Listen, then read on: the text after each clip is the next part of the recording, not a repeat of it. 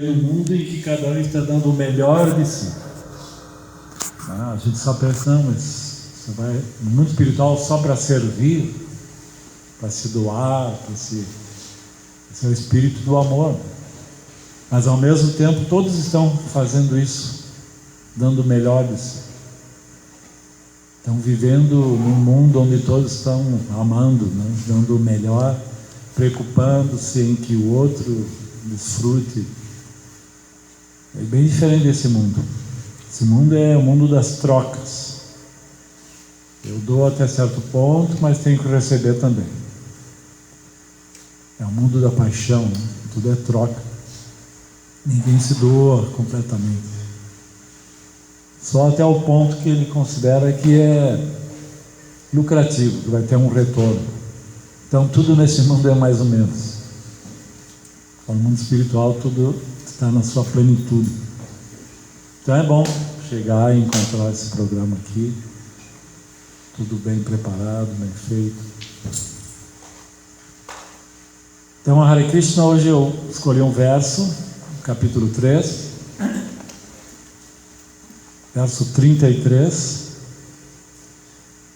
Sadrisham chestate syasya prakrite jnanavanapi praktinyani bhutani vigraha kinkarishyati.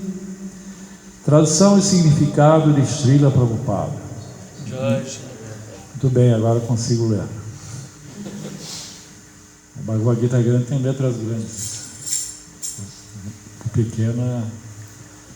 Mesmo o homem de conhecimento age segundo sua própria natureza, pois cada qual segue a natureza que adquiriu dos três modos. O que a repressão pode alcançar? Repita, por favor. Mesmo o homem de conhecimento age segundo sua própria natureza. Pois cada qual segue a natureza que adquiriu dos três modos.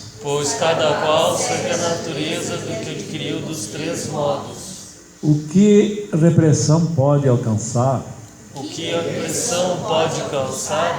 Na verdade, o que a repressão pode alcançar? Significado. A não ser que se esteja situado na plataforma transcendental da consciência de Krishna, não é possível livrar-se da influência dos modos da natureza material. Como o Senhor confirma no 7º capítulo, 7:14, portanto, nem mesmo a pessoa mais altamente instruída no plano mundano consegue sair do enredamento de Maya, mediante o simples conhecimento teórico, ou através do processo que consiste em distinguir corpo e alma. Há muitos supostos espiritualistas que exteriormente se fazem passar por pessoas avançadas em ciência, mas no íntimo ou na vida particular estão sob total controle de determinados modos da natureza que eles são incapazes de superar. Do ponto de vista acadêmico, pode-se até ser muito erudito, porém, devido à prolongada associação com a natureza material, permanece-se no cativeiro. A consciência de Krishna ajuda-nos a escapar do enredamento material, mesmo que estejamos ocupados nos deveres prescritos de acordo com a existência material. Portanto, sem estar em plena consciência de Krishna, ninguém deve abandonar seus deveres ocupacionais. Ninguém deve abandonar, de repente, seus deveres prescritos e tornar-se artificialmente um pretenso yogi ou transcendentalista. É melhor situar-se na própria posição e tentar alcançar a consciência de Krishna sob um treinamento superior. Assim é possível libertar-se das garras da energia Maya de Krishna.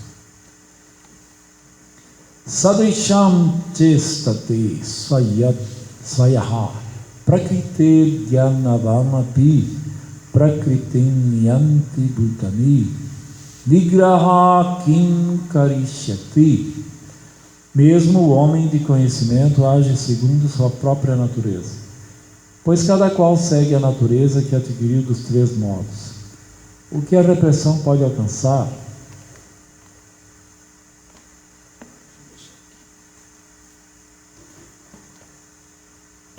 Om Gyanatimirandasya Gyananjana Chalakaya Chakshurumilitam Adina Tasmai Shri Guravei Namaha. Nasci na mais obscura ignorância e meu mestre espiritual está iluminando os meus olhos com um shot de conhecimento, por isso lhe rendo minhas mais humildes e respeitadas reverências. Namo Vishnu Paraya Krishna Prestaya Bhutale Srimati Hridayananda Goswami Tinamine Namaste Guru Hamsaya Paramananda Gadasya Prabhupada Pramadaya Dusta Siddham Tanasana.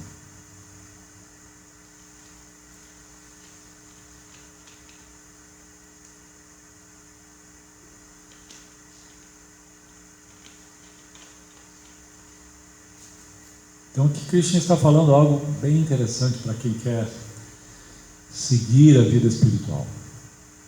A não repressão. Porque, na verdade, quando começamos a entender que não somos o corpo,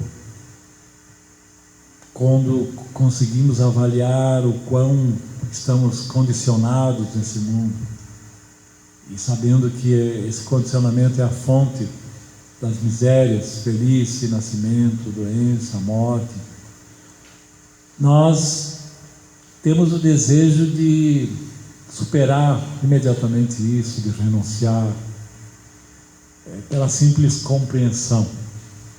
Que primeiro vem a compreensão, o discernimento, e todos estão procurando, pela sua própria natureza intrínseca do eu, somos Ananda, e Ananda significa que somos bem-aventurados por natureza. Como sempre se explica, essa bem-aventurança não pode se manifestar enquanto estamos condicionados num corpo material. Que essa bem-aventurança ela acaba se transformando nos prazeres sensoriais. Então todos nós temos a identificação com o prazer material, porque a alma não fica sem desfrutar, sem prazer. É natural da alma. Se não temos o prazer superior, temos que contentarmos-nos com o prazer inferior dos sentidos. Mas quando, através de jnana, do conhecimento, conseguimos entender isso, há uma tendência de renunciar, de se afastar. Mas aí nos deparamos com o nosso próprio karma. O karma é aquele legado que estamos trazendo de existências prévias, que se situa, se caracteriza num dos modos da natureza material. Podemos ter um karma predominante sátvico, que é no modo da bondade, então a pessoa será mais autocontrolada, tem mais pureza, mais conhecimento, pessoa mais virtuosa, mais limpa, né? É uma pessoa que tem um bom karma, se diz. Bom karma significa que a pessoa tem, às vezes como é que vamos definir que a pessoa tem um bom karma? Simplesmente ela terá mais acesso às opulências materiais. Beleza, conhecimento, riqueza, fama, são 6 opulências, a renúncia, ela sempre terá mais opulências, porque é um mérito. Se você tem bom karma, quer dizer que você agiu de forma harmoniosa com o programa do universo, então os semideuses eles te dão certa opulência. Assim como o filho, né? O pai pode ter vários filhos, mas tem um filho que é bom investidor, que protege o patrimônio do seu pai, que investe. Então o pai, claro, vai confiar nele e vai dar mais para ele. Como a parábola dos talentos na Bíblia, né, que a gente sempre fala. Então isso é bom karma. Está recebendo. E uma pessoa que está com a natureza passional, então é aquele que está mais identificado com esse mundo, que quer poder, prestígio, desfrute dos sentidos, né? Ele quer riqueza, é um perfil mais comum nesse mundo. Todos estão procurando isso, certa poder, riqueza, fama, mas para o ego, para si. Esse é o modo da paixão. E a pessoa que tem um karma predominantemente no modo da ignorância, então são pessoas que transgridem as leis naturais. Pode ser um criminoso, pode ser uma pessoa muito indolente, preguiçosa, destituída de virtudes, cheio de vícios, né, de apegos, pessoa que depende dos outros. São pessoas que nem socialmente conseguem se dar bem. Então ficam à margem da sociedade de uma forma ou de outra. Uma das qualidades, uma das características de tamas, do mal da ignorância, é que você acaba sendo dependente de outros para comer, para dormir. Tem as necessidades básicas, né? Tipo mendigo, pessoas que se degradam com o vício. Então, quando nós, voltando à questão inicial, manifestamos o desejo, o interesse de transcendermos o mundo material em busca da resolução definitiva dos nossos problemas, nós vamos encontrar essa resistência, o karma. Então aqui Krishna fala, não vamos reprimir, vamos fazer as pazes com o nosso karma, né? Maharaja Chandramukha sempre fala assim. Vamos fazer as pazes com o nosso karma. Primeiro temos que ter um reconhecimento, né, de conheça-te a ti mesmo, né, Sócrates. Conheça-te a ti mesmo. Porque às vezes a gente começa a ler e na espiritualidade acabamos fazendo um conceito assim vaidoso de nós. Parece que nós estamos salvos, os outros são tudo caídos, nós vamos salvar o mundo. Tá? Mas não é bem assim.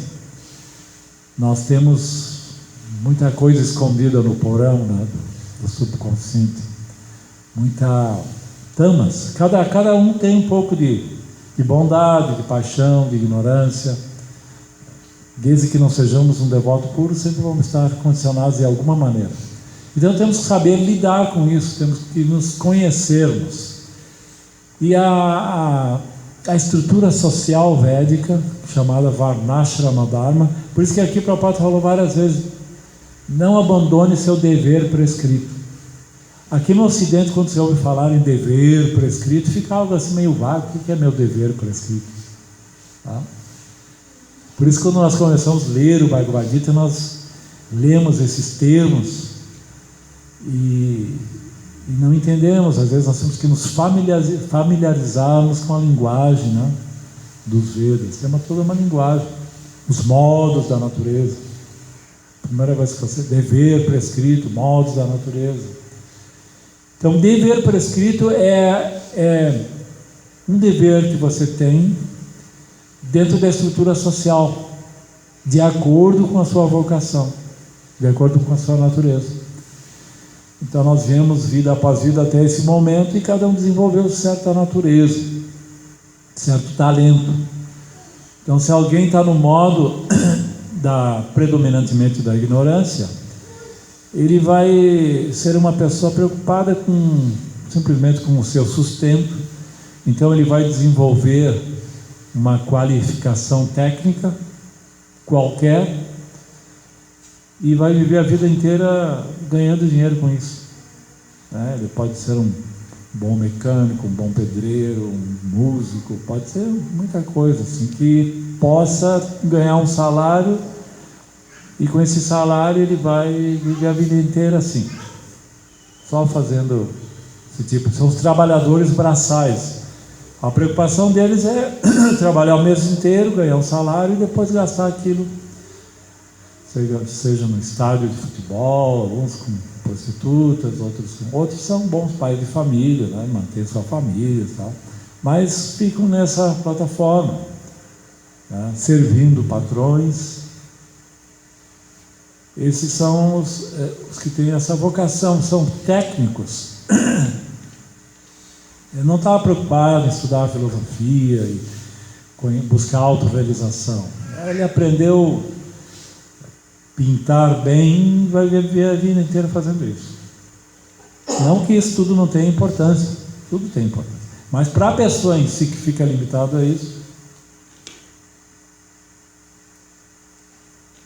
Depois tem os Vaishyas, que são aqueles que têm uma natureza mais empreendedora. Eles são assim os que produzem alimentos, agricultores, produzem assim, toda a parafernália que é necessária, roupas, tramitações bancárias. Caxias é uma cidade que tem muito isso, assim, né? A indústria, comércio. São os Vaishyas. Eles já têm assim, mais controle, mais poder. A diferença de cada classe é o conhecimento e a austeridade, o grau de austeridade. Se você é um Shudra, mas tem um pouquinho de austeridade, você vai guardar aquele dinheiro e vai investir, vai ter seu próprio negócio, e aí você passa de um trabalhador para um Vaishya, entende? Tudo depende de você ter um certo conhecimento e ser austero, disciplinado. Esses são os Vaishyas. Depois acima tem que o Vaishya é a combinação do mal da ignorância com o mal da paixão. Capitalizam, né? Caxias tem muito isso. Capital, acumular. Desde pequeno, a minha avó falando, meu capital. Quem vai herdar meu capital? E comem fora todo o capital. Falando dos filhos, ó. Bem nessa expressão, assim, ó. Aquela coisa do capital, dinheiro no banco, isso é a base, é a segurança. Vive a vida inteira sem coragem de tirar o dinheiro do banco. Só em casos muito drásticos, então tem que tirar o dinheiro do banco. Porque aquilo ali é a segurança. Depois tem o Kshatriya, que são então quem tem mais um certo poder assim, de administrar pessoas, que são políticos e militares. Eles teriam a natureza dele. A primeira natureza do Shudra é servir as classes superiores. Claro, em troca de salário. Os Vaishyas produzem as necessidades básicas da vida. E os Kshatriyas, eles administram a sociedade e protegem. Teriam que administrar e proteger. Tá? Não é o que acontece com nossos políticos hoje. Por isso que a gente vê o perfil de um político védico, um Yudhishthira, né? Um Arjuna, se bem que sempre teve os Duryodanas da vida, não é? Duryodhana na batalha de Kurukshetra, é bem político, tipo um político moderno, que pode assim comprometer toda a dinastia por ambição, como um político que pode comprometer todo o país por ambição pessoal. Mas o ideal de um político é proteger, administrar e proteger. E acima, então, existe a classe, o político e o guerreiro. A Arjuna fazia parte dessa categoria. Tá? Ele era um guerreiro. E isso é a natureza passional, aqueles que estão na natureza passional. Vemos que Arjuna, ele queria abandonar a batalha, ele queria agir como um brahmana, um renunciante, ele queria abrir mão até da possibilidade de vencer a batalha e ter todo o poder, toda a riqueza. Mas para não ter que confrontar, matar pessoas que eram muito queridas para ele, que estavam no outro lado, na outra facção, porque a dinastia teve que se dividir devido a uma contenda. Ele queria renunciar, e Krishna não queria que ele aceitasse um outro dever prescrito. Se ele tinha a natureza passional e estava sendo um guerreiro perfeito, habilidoso, para que tentar, é o que Prabhupada fala aqui, atuar dentro da vocação de outro que você nem... É como na sociedade atualmente, as pessoas, ao invés de reconhecer sua própria vocação, eles perguntam, o que está dando mais dinheiro? Qual é a profissão que está? Não é assim? Aí todo mundo vai ser médico, e a pessoa nem tem vocação de ser médico às vezes. Tá? O interesse é uma profissão que está te dando uma... Isso é absurdo. Por isso que às vezes os estudantes vão na universidade e mudam, né? Estuda, não é isso que eu queria, depois faz outra e acaba desistindo. Porque não conhecem só. Dentro da cultura védica, existe o Gurukula, a escola, O professor, ele vai identificar essas vocações, essas naturezas, e depois vai orientá-lo, instruí-lo de acordo com essa natureza. Se a pessoa tem uma natureza técnica, não vão encher ele de filosofia, artes marciais. Se a pessoa tem uma natureza filosófica, ele não quer trabalhar. Cada um tem sua natureza. Isso é importante entender isso. Às vezes uma classe inveja a outra porque uma está ganhando mais. Que nem no palácio de um rei tinha as várias classes, né? E tinha os brahmanas, que eram os conselheiros do rei. E os brahmanas ficavam todo o tempo nos jardins do palácio, lendo livros, filosofando. E os shudras trabalhando duro. E um dia foram até o rei reclamar, né? Que diferença é essa? Nós trabalhamos duro todo dia. E eles ficam ali no jardim filosofando e lendo livros. Aí o rei falou, o rei não explicou, ele só quis que eles entendessem na prática o porquê disso. Então o rei disse: vocês estão vendo aquele elefante? Quanto pesa esse elefante? Aí eles se olharam assim: como vamos pesar esse elefante? Construir uma balança gigante e tal. E se reuniram, tentaram. O rei deu um dia para eles tentar. E chegaram e disseram: olha, não tem como pesar esse elefante. Não temos equipamento, nada. Aí o rei pediu para os brahmanas pesar o elefante.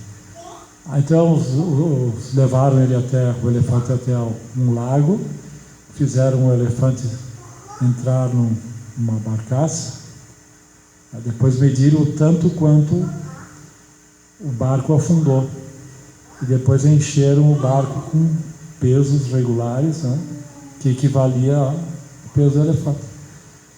Aí o rei disse: está vendo? Eles são intelectuais, são filósofos, são conselheiros, porque a natureza, a vocação deles é trabalhar com a cabeça, e a de vocês é trabalhar com o corpo. Então cada um deve estar situado. Também aquele que tem espírito heróico, né? Aquele que é um kshatriya, como Arjuna. Então aquele que está no modo da bondade, ele vai ser um brahmana, ele é um instrutor, ele é um religioso, é um filósofo, é um professor. A função dele é ensinar. Então, quando se fala em dever ocupacional, significa isso, que você vai ter uma natureza, tá? Claro que em Kali Yuga a gente tem que fazer muito comércio para de vez em quando dar uma palestra, não é verdade? Em Kali Yuga os brahmanas têm que trabalhar muito para se manter. Que os brahmanas também são pais de família, né? Aí tem o varna e o ashram. O varna é a situação social e o ashram é o momento da vida em que nós estamos vivendo, como estudante, como pai de família, como a vida retirada, como aposentado, ou como uma pessoa santa, que isso tudo condiz. Às vezes nós temos os dois, né? Então, quando nos encontramos com o nosso próprio karma, vamos servir a Krishna, vamos praticar Karma Yoga dentro dessa natureza. Então a Karma Yoga considera, porque quando se fala em Karma Yoga, se fala de três aspectos. Às vezes Karma Yoga fica uma coisa meio confusa. Mas há 3 questões que se deve considerar. Agora eu estou falando de uma delas. Eu estou falando do Dharma. Então, a palavra que define o seu dever ocupacional na sociedade se chama Dharma, que nasce da sua vocação, da sua natureza, do seu karma. Então você tem um Dharma. O que aconteceu com Arjuna? Arjuna era um guerreiro, e no fim do Bhagavad Gita, no fim das instruções de Krishna, quando ele se iluminou, ele continuou sendo um guerreiro. Qual a diferença de antes e depois? É que depois ele se tornou, em vez de ser um guerreiro para a sua dinastia, para os seus propósitos pessoais, ele se tornou um guerreiro para Krishna. Para Krishna. Então nós, dentro da nossa vocação, nós podemos servir socialmente, porque todo o Varnashrama Dharma, ele tem o propósito de servir indiretamente a Vishnu, a Deus. Porque isso é um corpo social. Assim como, analogicamente falando, o corpo humano, ele tem pernas, as pernas sustentam. Isso equivale aos shudras, trabalhadores braçais. O estômago, que tem uma economia chamada catabolismo e metabolismo, né? Toda uma economia. O que deve ser eliminado, o que deve ser distribuído, é a economia do corpo.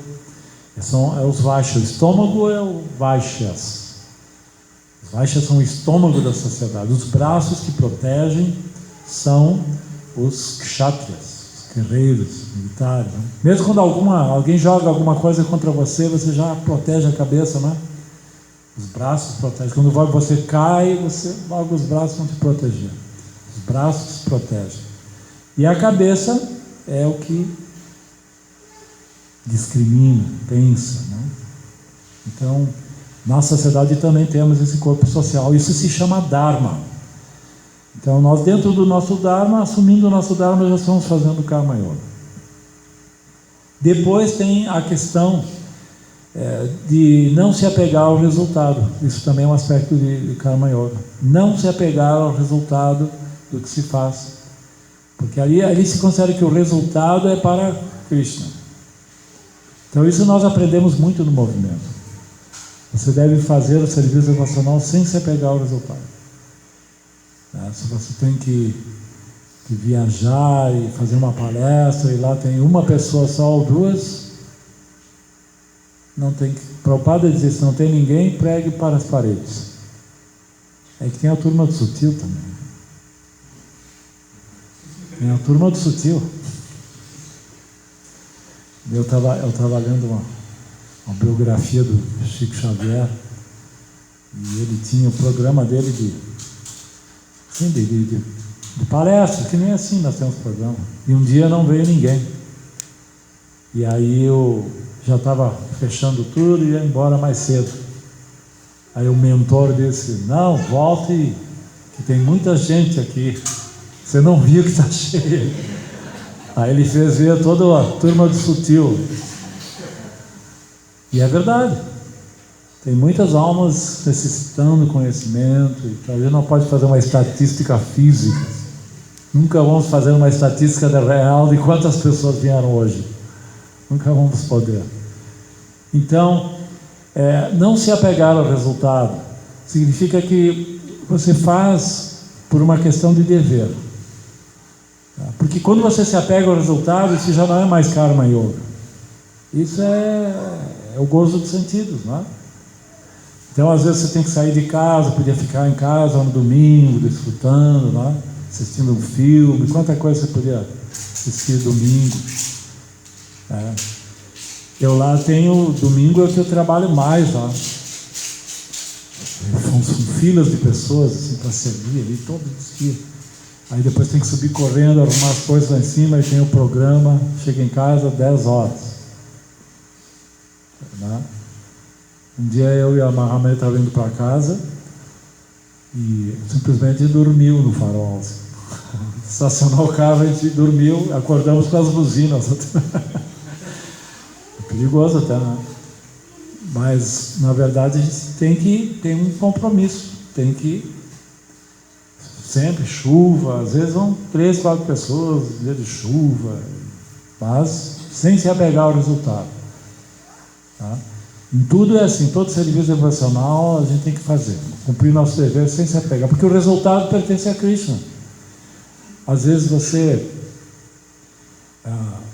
fica uma hora falando para uma pessoa e parece que a pessoa não tirou proveito nenhum. Eu tive essa experiência. Várias vezes, depois a pessoa, 3 anos depois se encontra e eu mudei minha vida, uma coisa que você falou, que eu... Às vezes você fala e nada muda. Sempre aquelas mesmas pessoas, tudo continua igual. Mas muitas vezes na minha vida a pessoa telefona, olha, aquilo que você falou, claro que vem de Prabhupada, de Cristo. E você fica gratificado porque você entende que Krishna está fazendo as coisas. Ele sabe o quanto a pessoa vai aproveitar, para quem você deve falar ou não. Quem está controlando é Krishna. Somos do movimento de Prabhupada e fazemos o que Prabhupada instruiu e o resultado é de Krishna. E essa ocupação para nós é muito preciosa. Então é nesse ponto que a gente tem que se desapegar. Ciência, né, da autorrealização. A ciência da autorrealização é isso. É bom vir aqui encontrar as pessoas que estão fazendo isso também, tá? Que estão ano após ano fazendo. Caxias começou esse programa em 1979 e está ainda, nunca parou. Acho que é um programa do Brasil de Namahata tão antigo e que nunca parou. Eu fico surpreso. Mas a gente sempre, de uma forma ou de outra, programa. E 79, quantos anos são? É bastante. Então isso, não se apegar ao resultado, fazer o serviço. E o outro aspecto importante é o do yoga mesmo, que é oferecer a Krishna. Jad karoshi adasnashi yadhiroshi dadasyat yatapasya sikontaya tatkurishna madarpanam. Krishna fala isso. Esse é um verso que eu gosto de, quando eu vou começar meu trabalho, principalmente quando eu estou no sítio, assim, no paraíso, começar minha jardinagem, eu ofereço a Cristo. Mesmo que seja uma paixão minha, mas de alguma maneira, um dia os devotos podem estar lá, fazendo uma cerimônia e desfrutando do lugar, né? E, então sempre o que você comer, isso é muito importante. Tudo que comemos oferecemos a Krishna. As austeridades que você praticar, tudo que você fizer, mesmo que não seja algo assim completamente puro, mesmo que tenha seu ego no meio, mas ofereça a Cristo. Ofereça, tem um Ramakrishna muito famoso lá na Índia. Ele sempre diz: aqui eu ofereço para ti as minhas virtudes e meus defeitos. E oferecer, não esconder. Tem que... Krishna não se esconde nada. Então o Karma Yoga tem esse ponto Dharma, tá? Tem o ponto de não se apegar ao resultado e tem o aspecto de oferecer tudo a Krishna, mesmo os seus apegos, tudo faça como uma oferenda.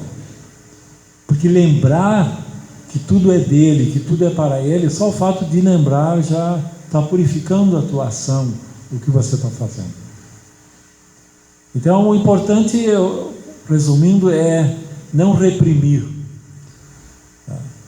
Não reprimir, é ser honesto consigo mesmo. Olha, eu tenho essas limitações, eu tenho esses apegos, porque assim você fica, como nós falávamos, confortável no seu espaço, não é? Isso é uma boa definição. Como nós filosofávamos aí lá no Goura, lá no Govinda, lá, a gente filosofava, então a gente falava muito, você tem que ser confortável no seu espaço, na sua vida. Porque se você está, como Lao Tse falava, né? Ninguém pode ficar muito tempo na ponta dos pés. E tentar fazer mais do que você pode, depois você vai ter que voltar. E a gente assistiu muito isso. Os super devotos que entravam no templo, o que acordava mais cedo, fazia mais jejuns, mais austeridades, mas não era natural para eles. Aí tinham quedas escandalosas, vertiginosas. Mas como esse devoto era tão avançado, como é que agora abandonou tudo? Porque não estava situado. Porque muitas vezes é por vaidade que nós queremos, eu leio isso, eu vou ser avançado. A partir de amanhã, entende? É uma coisa até subliminar. Às vezes você pensa que está avançando, mas na verdade é a tua vaidade que está te impelindo a fazer muita austeridade, querendo ser um devoto muito... Mas não podemos, por isso que Cristo fala, não reprimir. Porque às vezes o nosso movimento é acusado, né? Vocês estão reprimindo tanta coisa. Na verdade, o devoto que encontra seu ponto, ele está desfrutando. Porque, como o Prabhupada fala, só desfruta nesse mundo quem está no mal da bondade. Quem está no mal da paixão, buscando poder, riqueza, está muito ansioso para conseguir, e quando consegue, medo de perder. Tá? Muito ansioso para conseguir o carro do ano. Depois medo de ser roubado, de perder, tanta coisa, né? Então paixão é isso. E quem está no mal da ignorância sofre do começo ao fim. Pessoa ignorante nunca... Só desfruta quando está cheirando cocaína ou crack, né? Só aqueles minutos. O resto é tudo miséria pura. Esse é o mal da ignorância. É sofrimento só por um pequeno desfrute. Então, não encontrar, por isso é o autoconhecimento. Então, para finalizar, existe a escritura que apresenta o ideal de como nós devemos ser. Até o Bhagavatam, muitas histórias apresentam grandes personalidades com atitude, comportamento ideal, que devem ser seguidos, mestre espiritual, né? E existe a nossa situação, a nossa posição real. Então há uma distância entre o que nós somos, o nosso karma, o nosso condicionamento e o ideal que as escrituras apresentam. É por isso que os budistas às vezes criticam muito seguir o mestre espiritual, seguir uma escritura, que as pessoas às vezes têm a tendência de imitar, tá? E nós não podemos imitar, nós temos que seguir. Há uma diferença entre seguir e imitar, tá?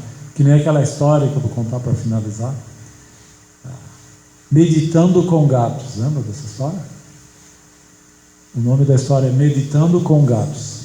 Então existia numa cidade um mosteiro, e esse mosteiro ele era liderado por um mestre espiritual, um guru, tinha muitos discípulos. E esse guru tinha seu horário de meditação, e ele tinha um gato de estimação, ele amarrava o gato enquanto ele meditava, e sempre ele tinha essa prática, tá? Um dia esse guru teve que se ausentar, porque foi chamado pelo mestre dele nos Himalaias, e aí ele deixou um substituto, tá? E ele se ausentou por 1 ano. E quando ele voltou para a cidade dele, ele viu que tinha um intenso comércio de venda de gatos. E eles anunciavam: esse é o gato ideal para a sua meditação.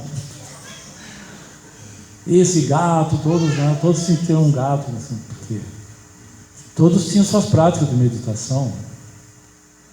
E aí o guru disse: o que está acontecendo? E cobrou do substituto, né?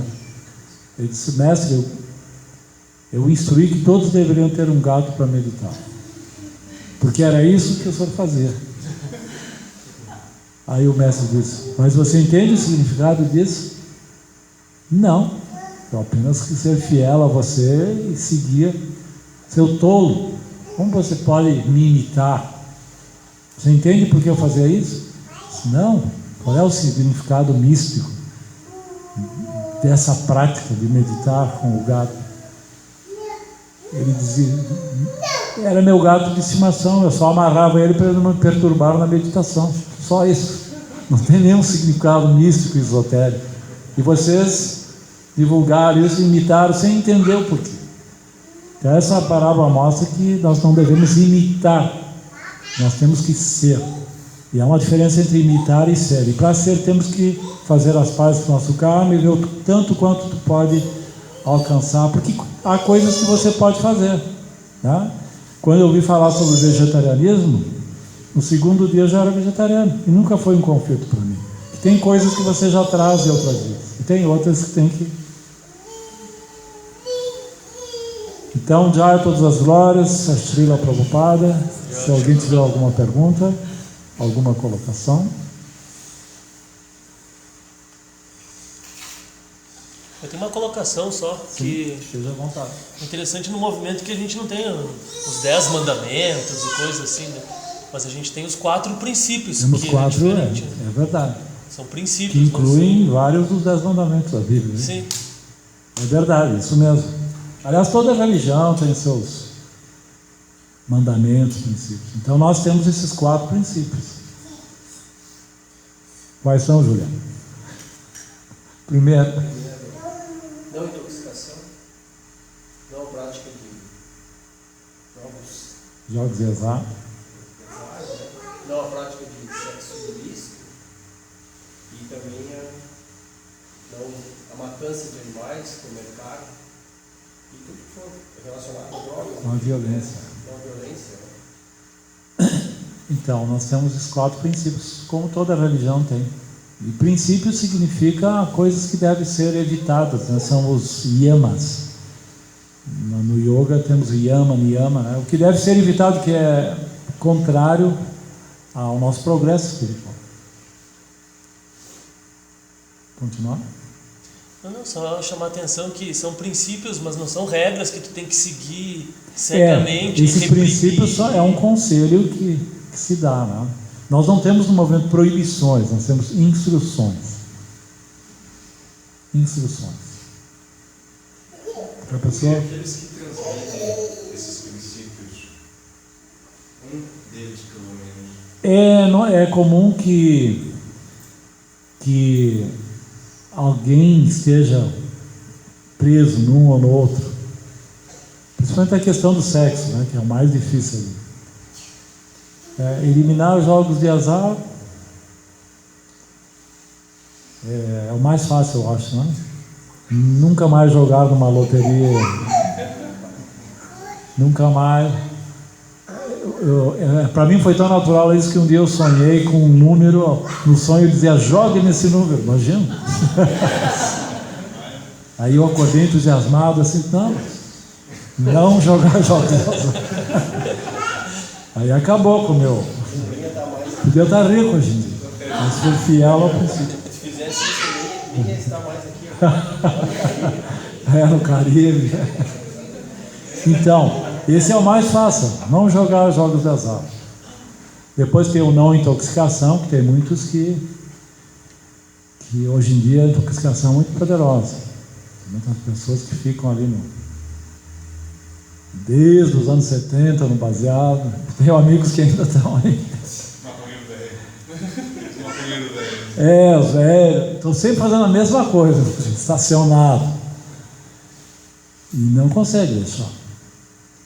Depois tem o não comer carne nem peixe nem ovos, vegetarianismo, né? Sabe que também não é muito difícil. Hoje em dia tem muitas facilidades. Nós lá no Govinda temos até glúten para churrasco.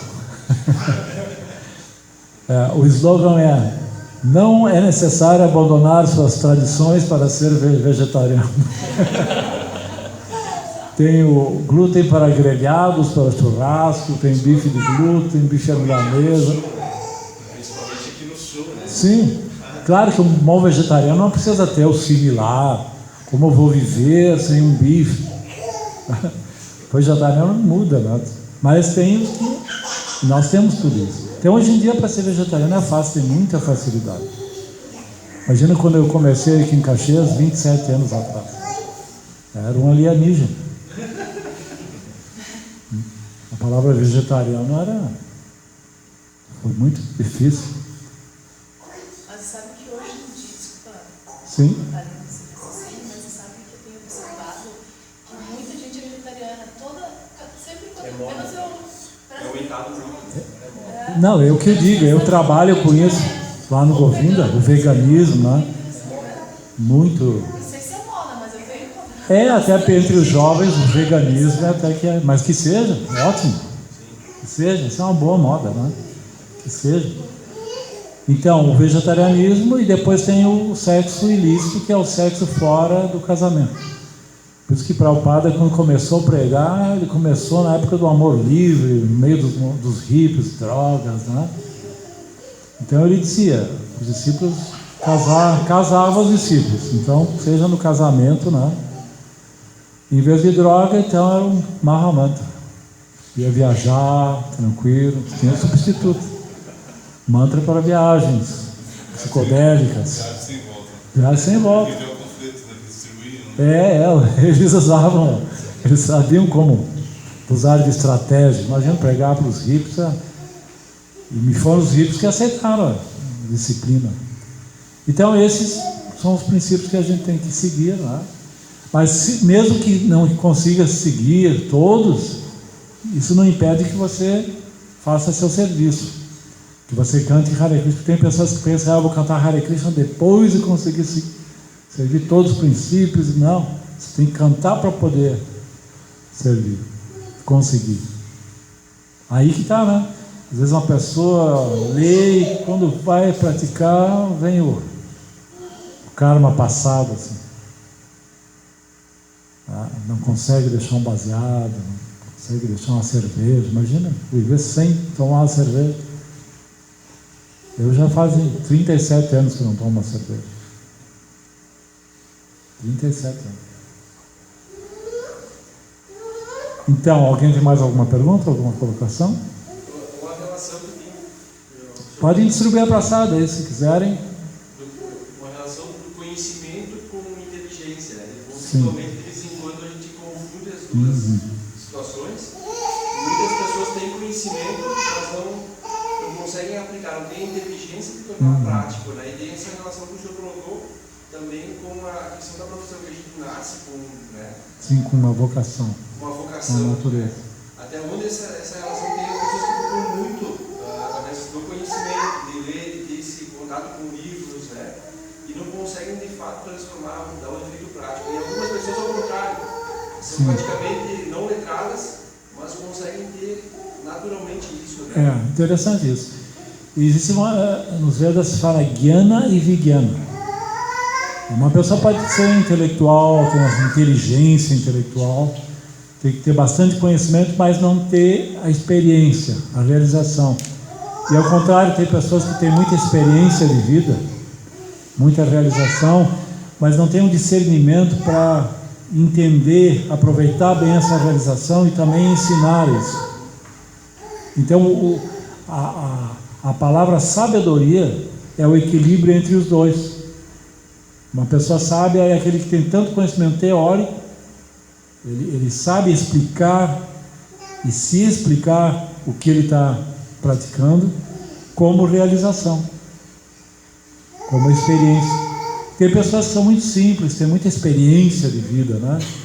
Mas não têm o discernimento, o conhecimento para poder instruir e se organizar também. Então, os dois equilibrados chamam-se sabedoria. Sabedoria é isso. São os dois juntos. Conhecimento e prática. Mais alguma pergunta? Uma pergunta técnica. Empresário seria um kshatriya também? O empresário ele é um vaishya, eu acho. Um empresário é um vaishya. É uma empresa, empreendedor, administra, né? Funcionários. Quando o empresário se torna muito bem sucedido com a projeção, aí ele pode ser um kshatriya. Justamente quando um shudra faz suas economias e tem seu próprio negócio, ele se torna um vaishya. Quando um vaishya, através da austeridade, ele consegue administrar muitas pessoas, uma grande empresa, às vezes um grande empresário se torna um político, ele se torna um kshatriya. E quando o kshatriya está muito preocupado em dar conhecimento espiritual para as pessoas, proteger, orientar, ele se torna um brahma. Então é esse o processo. Pode ter uma transição ali. Sim, pode ter. Embora dentro do hinduísmo popular, eles consideram que não, se nasceu Shudra, vai ser Shudra até o fim. Mas Chaitanya Mahaprabhu, ele falou que você pode passar de uma classe para outra mediante ao treinamento. E deve. Tu pode ter um pouco predominante numa, mas já com inserção na outra também, né? Na Já verdade, começando a ter. na verdade, aquele que é Brahmana, ele deve ter sido um bom trabalhador técnico, um bom empreendedor, um bom kshatriya e um bom. Agora, se diz que o devoto, o Vaishnava, ele está acima dessas 4 classes sociais. Se ele tiver que servir Krishna fazendo uma faxina, e servir ele faz, limpando o banheiro. Se ele tiver que servir Krishna fazendo uma palestra, se ele tiver que administrar uma instituição, se ele tiver que ser empreendedor para capitalizar, ele faz o que é necessário para servir Krishna. Ele está acima dessas classes. Ele não tem mais assim. Mais uma última pergunta? Eu só ia fazer um comentário sobre o que o senhor estava falando sobre a questão da repressão, né, da gente, do apego, né, ao resultado. Né? Aí eu lembrei de Prabhupada, até isso ele foi um instrumento, né? Krishna usou ele como instrumento para até isso mostrar que, imagina a paciência que Prabhupada teve, né? Que ele recebeu a missão do mestre espiritual dele de Bhaktisiddhanta para vir pregar na língua ocidental, né? No inglês, depois todo mundo, né? E ele esperou 37 anos, né? Para poder realizar essa, né? Porque eu acho que com toda a dificuldade que passou na Índia e foi até chifrado, com um sol de 50 graus, uma vaca derrubou ele no chão, né? Depois no barco também, que pegou o navio lá, sofreu 2 ataques cardíacos. E quando chegou no Ocidente, uma geladeira com carne, tinha o pessoal que ficou hospedado lá em Boston, né?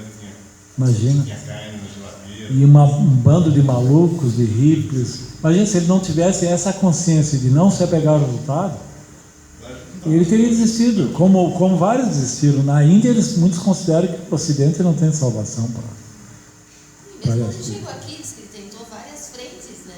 Depois acabou. Foi o plano B, né? Foi o plano B dos Ele ricos. primeiro o plano inicial dele era pregar para os eruditos mesmo, os universitários e tal, que eram as outras cateadas dele, né? E outros devotos também. Então, E não deu certo, né?